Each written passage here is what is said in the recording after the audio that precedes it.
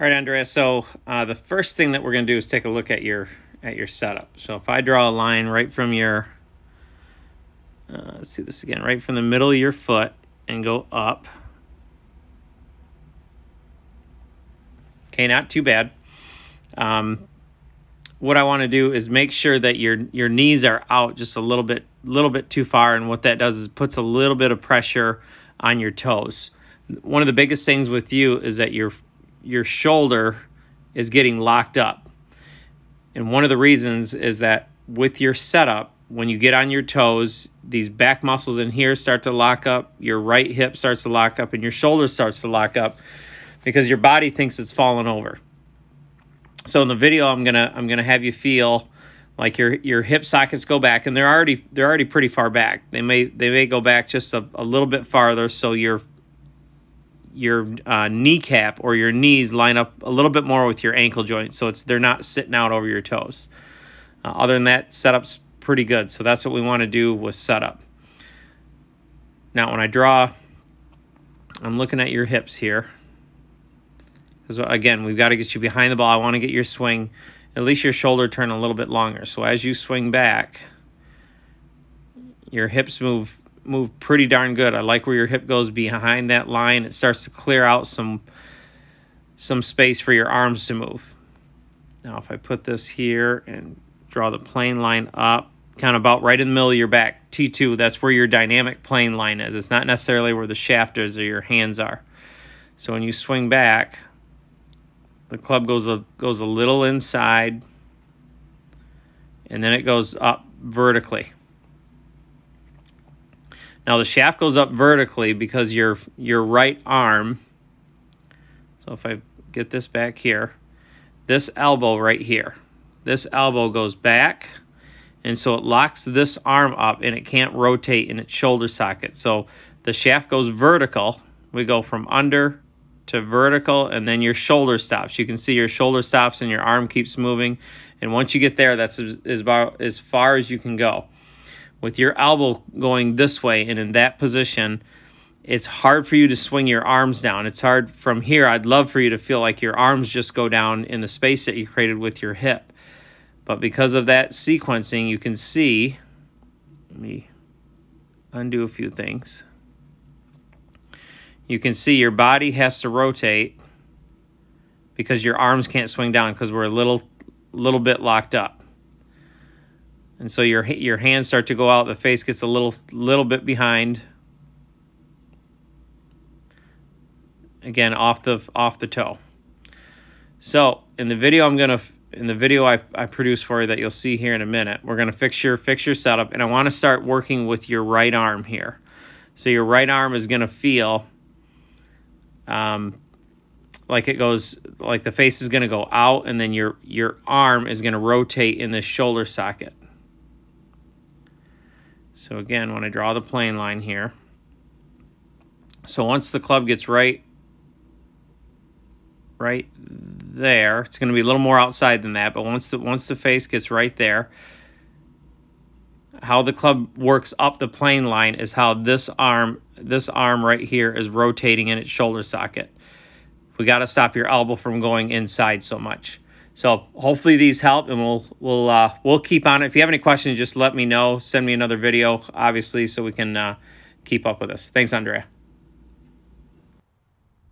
All right, Andrea, thanks for the video. And there's a couple things that stand out. One's in your posture, and there's a few things in your backswing.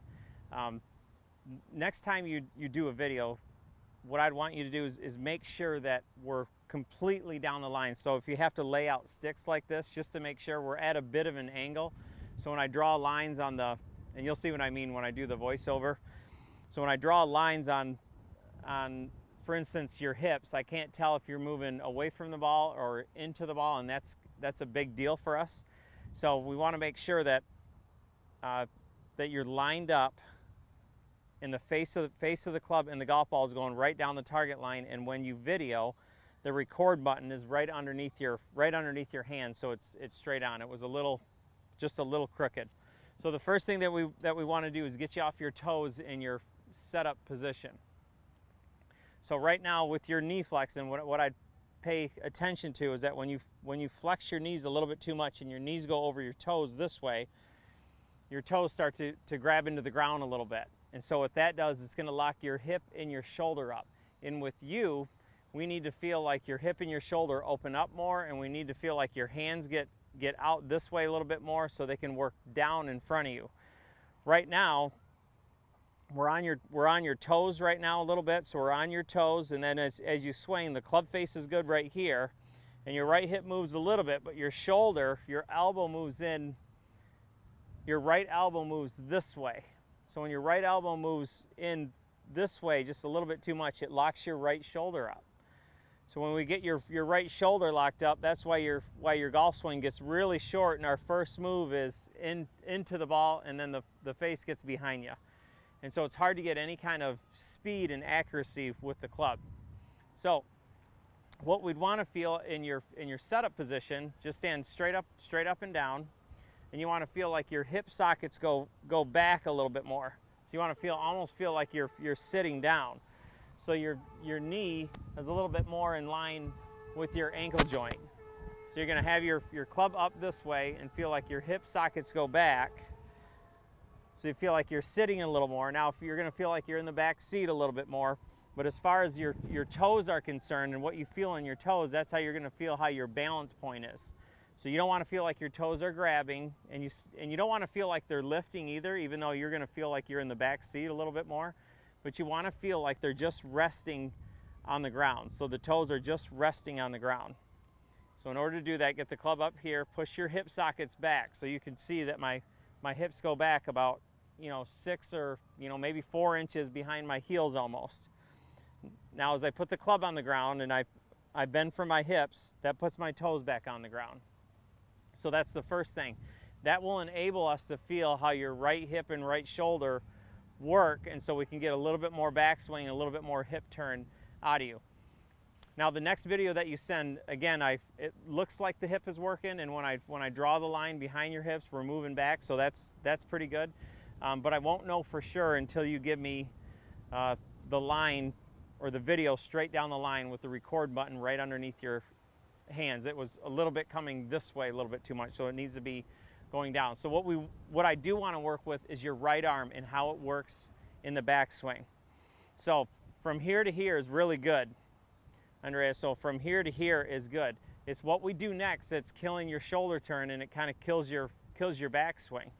So from here to here, your elbow's fine, but then our next move is that, and your elbow goes in this way. It needs to feel like it's down, and your arm has a little bit more rotation in it. So if I drop my club, see, my arms need to feel like they're twisting in my shoulder sockets when I'm swinging. So this would be my backswing, and this would be my downswing. I just want you to feel how your right arm is moving in its shoulder socket. So to feel this better, you can either take a paddle or ping pong paddle, anything where the face gets closer to your hands. And you're going to feel how the face is out in here. You can see where my elbow is in here. I don't want it to move back this way.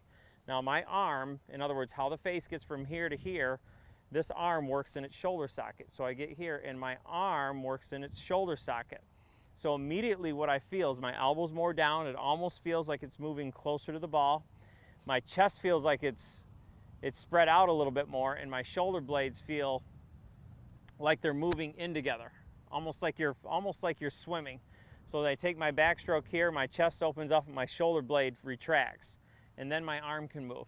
To get the feeling, and you might be a little bit tight up top, to get the feeling, just open your arms out and then walk into a wall. So when you walk into a wall, you feel like your chest plate opens up, and then you feel like your shoulder sockets go back a little bit more. So now when we swing, if I did it right arm only, I'd feel my arm. Now the other thing you can do is put your left hand behind your elbow so it doesn't sink in. So the face is here, and my arm is going to rotate in its shoulder socket. You can see how my shoulder moves a lot more, and now my swing is much longer. So if I put both hands on, get into a little bit better setup position, I can feel from there that my arm is rotating in its shoulder socket. You can feel all my my whole chest is opening up now and my swing got a lot longer. So the drill that you can do is get ready to go, and you're going to load your wrist right up here so you feel where the face is, and then my arm is going to rotate back in my shoulder socket, so how the face gets from there to there is this motion right here. So I get right here, now my arm works in its shoulder socket, and then I work right back down. So I get right here, my arm works in its shoulder socket, then it works in my shoulder socket back down. Do one more.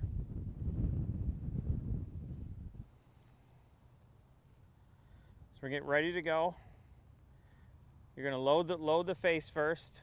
Now as my arm works in its shoulder socket, now as your right shoulder's moving back and your arm's moving in your shoulder socket, you can feel how your hip moves back. And now I've got all that room for my arms to swing back down into. So go really slow when you do this. Here, now you can feel your right shoulder move back. My arm's going to work in its shoulder socket. Hip moves back. Then I want you to feel how there's all that room to swing down into. Now if we go really slow and make a swing, I want you to feel how your arm, again, works and pulls on your shoulder, and your hip does the same thing. So my right shoulder, right hip is getting away from the ball, so my arms can work back down in front of me. So again, really slow. Feel how the arms work. Your arm works in that shoulder socket, my hips work back, so my arms can work back down in front of the, didn't hit that one very good, can work back down into the golf ball. Do one more here. So again, right hip, right shoulder, get out of the way. Let my arms come down. Feel this arm doing this right here. So it almost feels like my elbow is getting closer to the ball, not farther away. Now my arms have lots of room to swing. So give that a try. Work on your posture. Work on this motion right here. Your arm working in its shoulder socket. So when I get here, my arm works in your shoulder socket. You see how all my chest opens up, my hip opens up, and I have all that room to swing down into. So give this a try and let me know, and I hope this helps.